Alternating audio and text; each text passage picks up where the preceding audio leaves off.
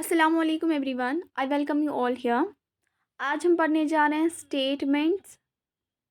Statements and conclusion. Statement and conclusion. Video को शुरू करने से पहले अगर आप चैनल पर नए हैं तो इसे ज़रूर सब्सक्राइब करें, बाकियों के साथ शेयर करें ताकि सबको फ़ायदा मिले। बेल आइकन को हिट करें ताकि आपको सारे वीडियोज़ की नोटिफिकेशन मिले। और एक बात, अगर आपको हमारी PDF चाहिए आप हमारा टेलीग्राम चैनल ज्वाइन कर सकते हैं, नीचे लिंक डिस्क्रिप्शन में है, या आप डायरेक्टली अपना टेलीग्राम खोलें, वहाँ सर्च में आप JK ICOM दें, ये आपको दिख जाएगा, आप वहाँ से भी डायरेक्टली ज्वाइन कर सकते हैं। तो आज हमें पढ़ना है स्टेटमेंट एंड कंक्लूजन्स। अब ये क्या होता है statement and conclusions? Statement and conclusions में आपको स्टेटमेंट देखिए होगा, एक स्टेटमेंट देखिए होगा, मतलब कुछ लिख के होगा, नीचे उसके कुछ कंक्लूजन्स होंगे, आपको बोलना है क्या वो कंक्लूजन्स ठीक है या गलत है। देखें, आपको इसमें कुछ याद रखना है। जो भी आपको स्टेटमेंट में इंफॉर्मेशन देके होगी, स्टेटमेंट में जो इंफॉर्मेशन देके होगी उसमें कोई ना कोई इंफॉर्मेशन होगी, आपको उसी के बारे में सोचना है, जो गिवन इंफॉर्मेशन है उसी को एनालाइज करना है। बाकी आपको खुद से कोई चीज़ एज्यूम नहीं करनी है, कोई चीज़ आपको एक्स्ट्रा नहीं लगानी है, कोई चीज़ आपको उसमें काटनी भी नहीं है। जो इन्फॉर्मेशन है आपको खाली उसको देखना है, उसको एनालाइज करना है, ना उसके आगे जाना है ना उसके पीछे जाना है, बस और बस आपको वही इन्फॉर्मेशन लेनी है। फॉर एग्जाम्पल, आपको बोलेंगे जो इंडिया है ना, it is part of Australian continent. आप अभी फिर चिल्लाने बैठेंगे कि नहीं नहीं ऐसा नहीं हो सकता, इंडिया जो है ये एशिया का पार्ट है। मैंने आपको पहले ही बोला, आपको खुद से इंफॉर्मेशन ऐड नहीं करनी है, चाहे स्टेटमेंट जो भी लिखा हो, सही लिखा हो गलत लिखा हो, आपको उसी इंफॉर्मेशन को अपने दिमाग में रखना है। यहाँ से कोई मनमानी नहीं, कोई चीज़ ऐड नहीं करनी है, कोई चीज़ काटनी नहीं, किसी चीज़ को खुद से ही एज्यूम नहीं करना है। जो लिख के है उससे ही लेना है, उसी के बेसिस पर देखना है कंक्लूजन्स ठीक है या गलत है। अब आपको ऐसे स्टेटमेंट होगा, India is part of Australian continent, आप लिखने बैठेंगे नहीं नहीं ये गलत है, India is part of Asian continent, मतलब वो एशिया के कॉन्टिनेंट में आता है। ये आपको बिल्कुल भी नहीं करना, आपको वही सच मानना है जो आपकी इंफॉर्मेशन में दे के होगा। मीन्स आपको अपनी इंफॉर्मेशन के अंदर ही एनालाइज करना है क्या कंक्लूजन्स ठीक है कि नहीं। कंक्लूजन्स इसी इंफॉर्मेशन के बेसिस पे होने चाहिए। अगर वो कंक्लूजन्स इस इंफॉर्मेशन के बाहर गए तो वो कंक्लूजन्स गलत हो जाएंगे। आया आपको समझ में? फिर से समझाऊंगी। मैंने आपको अभी बोला, आपको स्टेटमेंट है India is part of Australian continent है, ये आपका स्टेटमेंट है। नीचे कंक्लूजन है India is not part of Australian continent. तो आप मुझे बोले ऊपर इंफॉर्मेशन क्या है, मैंने आपको पहले ही बोला आपको रेस्ट्रिक्ट खुद को करना है इस स्टेटमेंट के अंदर, आपको इसी को लेना है, इसमें कोई चीज़ ऐड नहीं करनी है, कोई चीज़ एज्यूम नहीं करनी है, कोई चीज़ नहीं बोलनी है सच नहीं है इन्होंने क्या लिखा है, बिल्कुल आपको उसी स्टेटमेंट पर डिपेंड रहना है। अब कंक्लूजन इसने क्या दिया, कंक्लूजन दिया India is not part of Australian continent. तो ये कंक्लूजन इस स्टेटमेंट से कॉन्ट्राडिक्ट हो रहा है, ये इस दायरे से बाहर आ रहा है। ये कंक्लूजन अगरचे ये रियलिटी में सच है, अगर रियल बेसिस पे देखें इंडिया तो एशिया का पार्ट है ना कि ऑस्ट्रेलिया का, मगर यहाँ पे इस स्टेटमेंट के बाहर ये चला गया, ये कंक्लूजन रॉन्ग हो जाएगा। आपको आया समझ में? मैंने आपको बहुत आसान एग्जाम्पल दी ताकि आप बहुत अच्छे से समझें कि हमें कैसे इंफॉर्मेशन को लेना है, कैसे हमें इस पर स्ट्रिक्टली डिपेंडेंट रहना है। रखा आपने याद? तो देखो, ये है आपको स्टेटमेंट देके होगा, नीचे जो भी कंक्लूजन होगा, देखिए क्वेश्चन क्या होगा, a statement is followed by two conclusions, one and second, consider the statement and following the conclusions and decide which of the conclusions from the statement क्या है वो गलत है ठीक है। देखो आंसर कैसे आपको देखना है, अगर आपको नीचे स्टेटमेंट है, एक स्टेटमेंट लिख के होगा, एक इंफॉर्मेशन लिख के होगी, उसके नीचे आपको 2 कंक्लूजन्स होंगे, आपको बोलना है क्या वो कंक्लूजन ठीक है, लेकिन कैसे आपको आंसर्स देने हैं इस ऑप्शंस के हिसाब से। इन ऑप्शंस के हिसाब से आपको बोलना है क्या, if only one conclusion follows, आपको पहले को फिर टिक करनी है, मीन्स एक ही फॉलो कर रहा है, इसमें एक ही कंक्लूजन ठीक है। इफ़ ओनली सेकेंड, अगर खाली सेकेंड ठीक होगा तो उसी को टिक करना है। इफ़ ईदर कंक्लूजन वन और सेकेंड फॉलोज, दोनों फॉलो कर रहे हैं, या तो वो भी या तो ये भी, ठीक। इफ़ नीदर, ना ही ये कंक्लूजन फॉलो कर रहा है ना ही वो, तो डी वाली ऑप्शन आएगी। If both conclusion follows 1 and 2, अगर दोनों कंक्लूजन्स फॉलो कर रहे हैं, यहाँ पे ईदर है, ईदर 1 और सेकेंड, या तो ये या तो वो, ये वो वाली कंडीशन है। बोथ कंक्लूजन्स फॉलोज मीन्स दोनों की दोनों ठीक है। आया आपको समझ में? आप देखिए, आपको पहला ही क्वेश्चन है, smoking is one of the human weaknesses. ये आपका स्टेटमेंट है, स्टेटमेंट क्या देखिए, smoking is one of the human weaknesses which tends to test the will power of the smoker to the age. बोलते हैं स्मोकिंग एक human weakness है, सच में ये एक ह्यूमन वीकनेस है, one of the human weaknesses है, ये ट्रू है। विच टेंड्स टू टेस्ट, अगर ट्रू भी नहीं होता, जो इन्फॉर्मेशन लिखी है आपको उसी पे डिपेंडेंट रहना, उसी पे रेस्ट्रिक्ट खुद को करना है। तो आप देखिए, smoking is one of the human weaknesses, यहाँ तक ये बोल रहा है इंसान की खामियों में से, कमज़ोरियों में से एक कमज़ोरी स्मोकिंग भी है। Smoking tends to test the will power of the smoker to the age, ये टेस्ट करती है will power of the smoker, क्योंकि स्मोकर को अगर बोलेंगे ना कि आप स्मोकिंग छोड़े, बहुत डिफ़िकल्ट होता है उनके लिए छोड़ना। 1 घंटे के बाद ही वो उसके पीछे ही चले जाते हैं, 2 घंटे तक करेंगे थोड़ा सा सब्र, फिर से पीने लगते हैं। मतलब it's very difficult, it's very hard for a smoker to quit the smoking.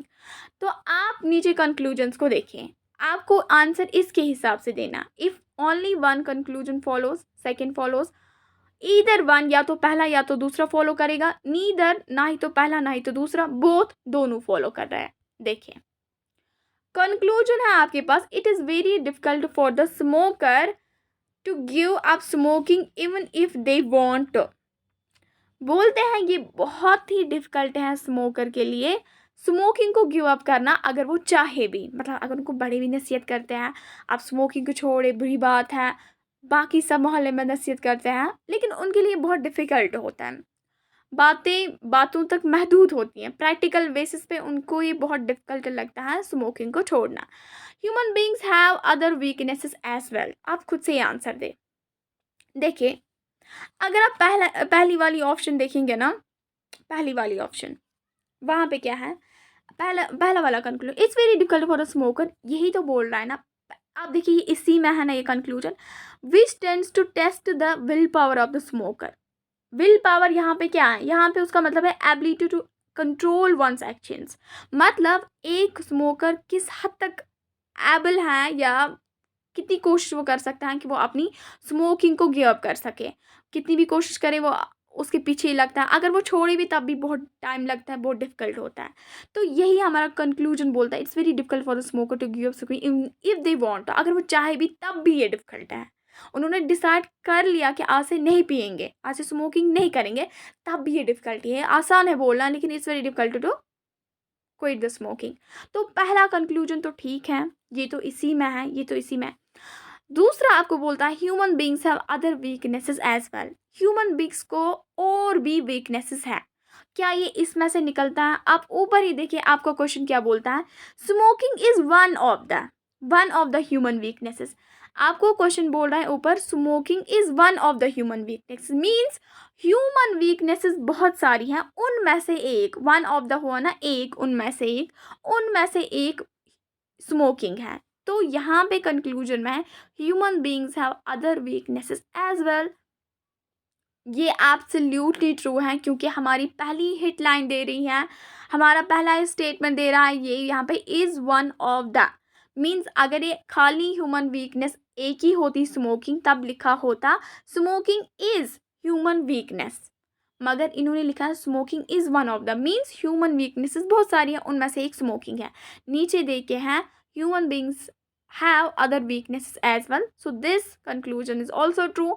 First is also true. तो both conclusions follows. आपको कौन सी ऑप्शन आएगी? A B C D E E. E option is the right answer. Both one and second conclusion follows. आया आपको समझ में? ये रहा पहला. ये वाला क्वेश्चन देखिए आप. No country is absolutely self-dependent these days. ये आपका स्टेटमेंट है.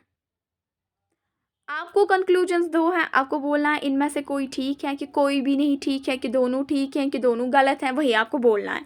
क्वेश्चन लिस्ट आपको यहीं पे है कि आपको क्या आंसर देना है. Only one follows, second follows, both, either one, either two, neither one nor second, both follows. इसमें आपको आंसर करना है. देखें, no country is absolutely self dependent these days.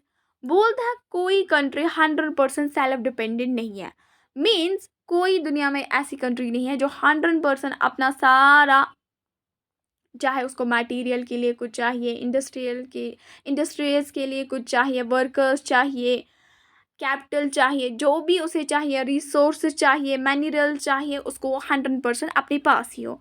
चाहे अगर हम यूएसए की भी बात करें, यूनाइटेड स्टेट्स ऑफ अमेरिका जो कि सुपर पावर है, वो भी बाकी कंट्रीज़ के साथ इंपोर्ट एक्सपोर्ट तो करते ही हैं. क्योंकि हर कोई भी कंट्री दुनिया में 100% एब्सोल्युटली सेल्फ डिपेंडेंट नहीं हो सकती.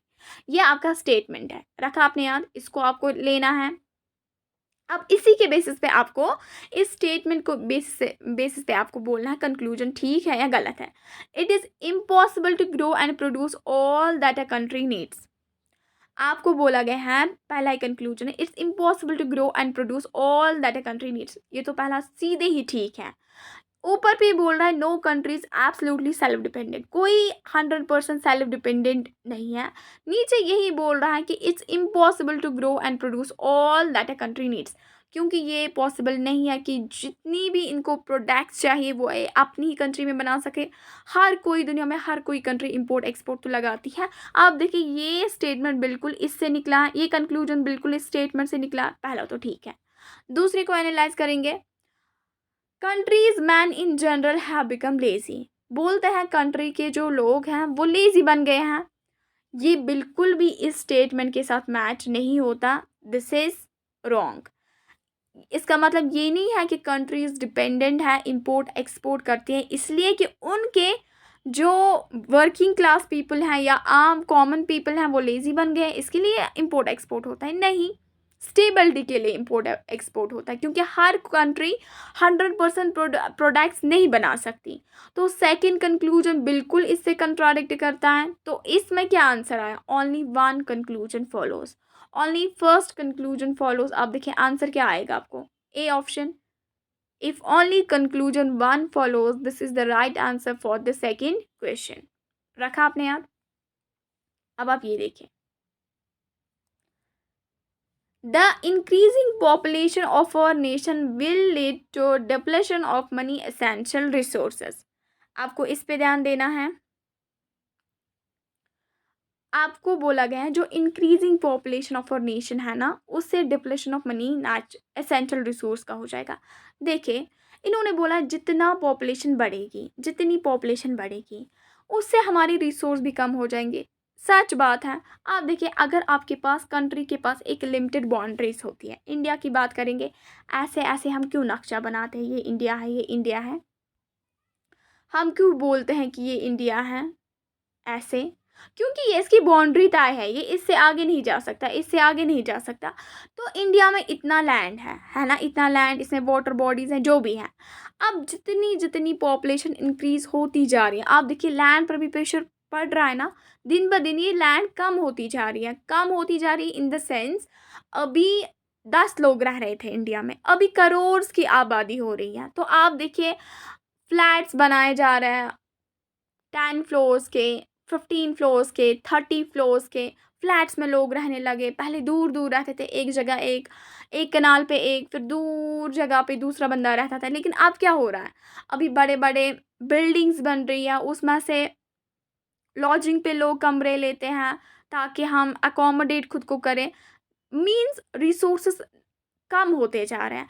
ऐसे ही हमारा फूड प्रोडक्शन, कोई भी चीज़ हो, मिनरल्स हो, रिसोर्स हो, वो डिप्लीट हो जाएंगे इससे, क्योंकि जितनी पॉपुलेशन बढ़ेगी।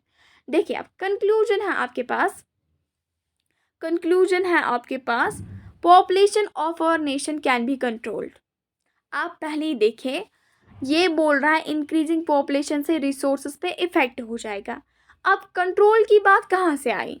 चाहे इंडिया या कोई और कंट्री हो, वह कंट्रोल करे या ना करे, लेकिन स्टेटमेंट में कंट्रोल की बात तो नहीं है ना। यहाँ पे आपको नहीं बोल रहा है फर्दर हमें क्या करना चाहिए, हमें कंट्रोल करना चाहिए, हमें बढ़ावा देना चाहिए, वो आपसे नहीं पूछा गया है। आपको बिल्कुल स्टेटमेंट पे रेस्ट्रिक्ट होना है। आपको population of our nation can be controlled, this is totally wrong, ये इसके साथ मैच ही नहीं होता। The nation will not be able to provide a decent living to the citizens. आप खुद ही देखें, ये आपको पहले ही बोल रहा है कि रिसोर्सेज डिप्लीट हो जाएंगे, कम होते जाएंगे। जब कम होते जाएंगे तो नेशन का क्या होगा? वो डिसेंट लिविंग स्टैंडर्ड लोगों को नहीं दे पाएगा। आया आपको समझ में? ये बिल्कुल इसके साथ मैच होता है। So only option B follows. जो आपको होता है ना, only option A follows, only option B follows. Here is the right answer is only B option follows. Control वंट्रोल मेजर्स वेजर्स का हमें नहीं पूछा गया है, मीन्स वो स्टेटमेंट में देखी ही नहीं है, हम खुद से उसको ऐड नहीं कर सकते हैं। So option B is the right answer. देखिए आपके पास स्टेटमेंट है the government will revive the present policy of the diesel price in view of the further spout in the international oil prices। बोलते हैं गवर्नमेंट जो है ना वो रिवाइव करेगी किसको? जो present policy of diesel price है ना, जैसे 10 रुपीज़ की डीजल है पर लीटर, एग्जाम्पल है यहाँ, पर लीटर 10 रुपीज़ डीजल है, लेकिन बोल रहे हैं गवर्नमेंट इसको रिवाइव करने वाली है प्रेजेंट पॉलिसी को। क्यों? इन view of the further spout in the international oil prices. बोलते हैं international oil prices, international market में ऑयल प्राइसेस बढ़ने वाले हैं, मतलब उनको सडनली वो काफ़ी ऊंचाई लेगी, मतलब प्राइसेस काफ़ी हद तक बढ़ जाएंगे। तो अगर प्राइसेस बढ़ने ही वाले हैं, गवर्नमेंट क्या करेगा? गवर्नमेंट भी खुद प्राइसेस बढ़ाएगा, इसीलिए तो रिवाइव करेगा ना पॉलिसी को। नीचे आप ऑप्शंस देखें, the government will increase the price of the diesel after the imminent spout in the international oil prices.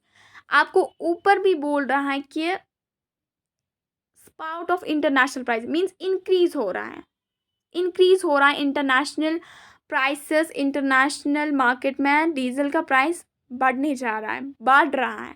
तो गवर्नमेंट क्या करेगा? Government will increase the price, government भी इंक्रीज करेगा प्राइस, क्योंकि आगे महंगाई है तो यहाँ से भी महंगाई हो जाएगी। अगर ये अभी 10 रुपीज़ में लीटर बेचते थे, अभी इनको वो 15 में मिलेगा, क्या ये 10 पे भेजेंगे? नहीं। ये तो सीधा ये पहला वाला कंक्लूजन है ना, ये पहले वाले स्टेटमेंट से बिल्कुल 100% मैच है। गवर्नमेंट रिवाइव करेगा क्योंकि वो इंक्रीज करेगा डीजल प्राइसेस को। क्यों? क्योंकि there is an imminent spout of prices in the international market, that's why government is going to increase the prices here in the native country। आया आपको समझ में? पहला कंक्लूजन बिल्कुल पहले स्टेटमेंट से ही मैच होता है। दूसरा देखिए, the government will not increase the price of diesel to maintain the proper balance between expenditure and growth rate। बोलते हैं गवर्नमेंट इंक्रीज नहीं करेगा प्राइस को। क्यों? उसको बैलेंस मेंटेन करनी है एक्सपेंडिचर एंड ग्रोथ रेट को। ये बिल्कुल इस स्टेटमेंट से अलग है। वहाँ पे बात हो रही है कि प्राइसेस बढ़ रही हैं, प्रेजेंट पॉलिसी को रिवाइव करेंगे। क्यों करेंगे? क्योंकि गवर्नमेंट भी प्राइस इंक्रीज करेगा। यहाँ पे आपको सॉल्यूशंस नहीं देखने हैं कि गवर्नमेंट को स्टेबिलिटी मेंटेन करनी है, वो एक्सपेंडिचर एंड ग्रोथ रेट को स्टेबिलिटी में रखने के लिए वही प्राइसेस डालेगा। नहीं, ये आपको बिल्कुल भी नहीं, ये स्टेटमेंट के साथ बिल्कुल भी मैच नहीं होता कि वो इंक्रीज़ नहीं करेगा प्राइसेस। पहले ही बोल रहा है आपका स्टेटमेंट इंक्रीज़ होने वाली हैं प्राइसेस, बहुत ज़्यादा इंक्रीज हाइक हो जाएगा। लेकिन नीचे ये दूसरा कंक्लूजन बोल रहा है कि गवर्नमेंट इंक्रीज ही नहीं करेगा। This is not a right conclusion, so only first conclusion follows. The right answer for this question is option 1, only first conclusion follows. मुझे उम्मीद है आपको समझ आ रहा होगा। देखें, क्वेश्चन है आपके पास, स्टेटमेंट है आपके पास, India's economy is dependent mainly on forests. बोलते हैं इंडिया की इकोनॉमी है ना, वो मेनली डिपेंडेंट है फॉरेस्ट्स पे। रखा आपने याद, ये आपका स्टेटमेंट है, आपको इसी पे खुद खुद को रेस्ट्रिक्ट करना है। कंक्लूजन्स है, trees should be preserve to improve the Indian economy. बोल रहा है कंक्लूजन, हमें ट्रीज को प्रिजर्व करना चाहिए ताकि हम इम्प्रूव कर पाए इंडियन इकोनॉमी को। तो आप देखें ये कंक्लूजन बिल्कुल फर्स्ट स्टेटमेंट के साथ मैच होता है, ये इसी में से निकला है। इंडिया की इकोनॉमी मेनली अगर डिपेंडेंट है फॉरेस्ट्स पे, कंक्लूजन भी यही बोलता है कि हमें ट्रीज को प्रिजर्व करना चाहिए ताकि इम्प्रूव कर पाए Indian economy. So this is first conclusion is right. हम दूसरा देखेंगे, India wants only maintenance of forest to improve the economic condition. बोलते हैं इंडिया खाली और खाली वो लेता है मेंटेनेंस ऑफ फॉरेस्ट, वो बोलता है हम फॉरेस्ट्स को मेंटेन करेंगे to improve the economic conditions, हम इकोनॉमिक कंडीशंस को इम्प्रूव कर पाए। ये कंक्लूजन बिल्कुल गलत है, क्योंकि आप देखिए ऊपर स्टेटमेंट में आपको बोलता है India's economy is mainly dependent on forests. Mainly इसका मतलब ये नहीं कि इंडस्ट्रीज कोई रोल ही नहीं रखती। अगर ऊपर होता Indian economy is only dependent on forest, वो अलग बात थी, लेकिन आपको बोल रहा है इज मेनली मीन्स अगर इकोनॉमी में इसका 60% कंट्रीब्यूशन है, 40 तो बाकी इंडस्ट्रीज होगी, एग्रीकल्चर होगा और कुछ होगा, वाटर रिसोर्सेज होगी और कुछ होगा, उन पे भी तो ध्यान देना है ना। तो यहाँ पे आपको कंक्लूजन बोलता है India wants only maintenance of forest to improve the economic condition. ये बिल्कुल गलत है, इंडिया को खाली मेंटेनेंस फॉरेस्ट्स नहीं चाहता है, वो बोलता है मेनली डिपेंडेंट फॉरेस्ट्स पे है, इसीलिए ट्रीज को हम प्रिजर्व करेंगे। First is right, second is totally wrong, ये कंक्लूजन फॉलो नहीं होगा। Answer is first, only one option follows.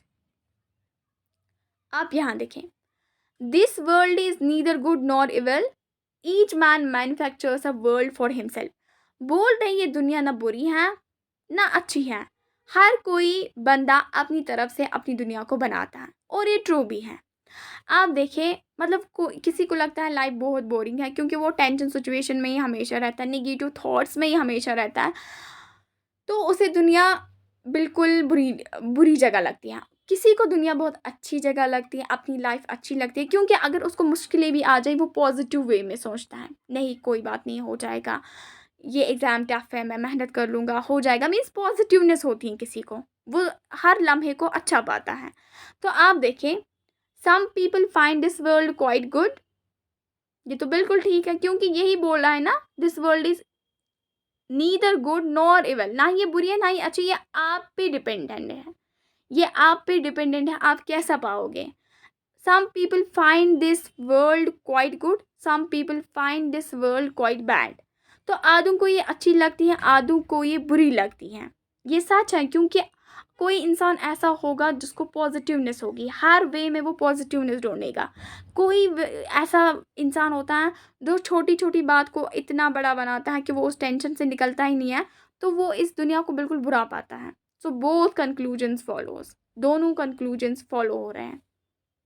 और एक बात आप याद रखेंगे कि इन क्वेश्चंस में आपको याद रखना है, अगर इन क्वेश्चंस में आपको ऑल आया, ये एक मतलब ट्रिक होती है, हिंट होती है, अगर इन क्वेश्चंस में आपको डायरेक्टली किसी कंक्लूजन में आया, ऑल आया, आपको ऑलवेज आया, एटलीस्ट आया, एटलीस्ट आया, ओनली आया, एग्जैक्टली आया,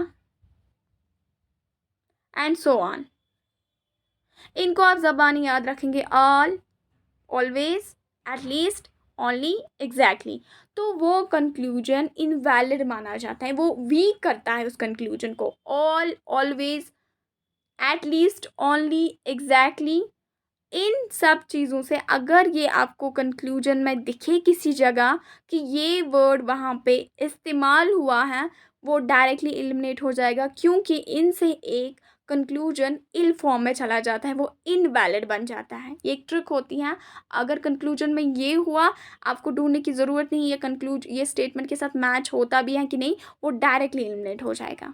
यहाँ पे आप देखिए, India wants only maintenance of forest to improve the economic conditions. इसमें अगर आप वो ओनली खाली देखेंगे ना, ओनली इसमें आया है, तो वो वीक वर्ड जिससे कंक्लूजन इनवैलिड बन जाता है, इसमें वो ओनली है, तो ये सीधे गलत है, ये सीधे गलत है। ये हमने अभी भी देखा, उसके बगैर भी ये गलत है, ओनली से आपको खुद ही पता चल जाएगा कि ये गलत है।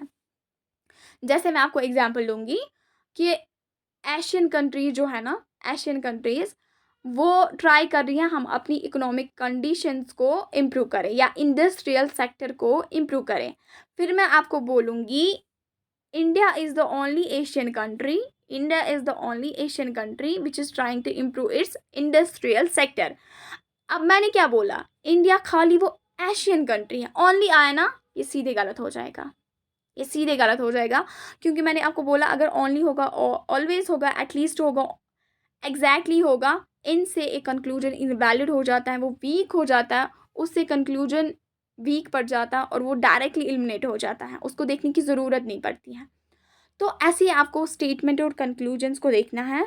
मे बी आपको अपनी जगह थोड़ा बहुत टफ भी ये लगता होगा, लेकिन जब आप प्रैक्टिस करेंगे ना, with in period of time आपको इस पर ग्रिप आ जाएगी और आपको इस पे अच्छा होल्ड आ जाएगा। लेकिन what reasoning demands a lot of practice, हर किसी सब्जेक्ट में प्रैक्टिस है। रीजनिंग में हाथों से भी करना पड़ता है, दिमाग से भी और मुंह से भी, तीनों को इस्तेमाल करें, आपको बहुत अच्छे से सारे क्वेश्चंस आएंगे। वीडियो अच्छा लगे तो इसे ज़रूर लाइक करें। With this I am concluding, thanks for watching, have a nice day.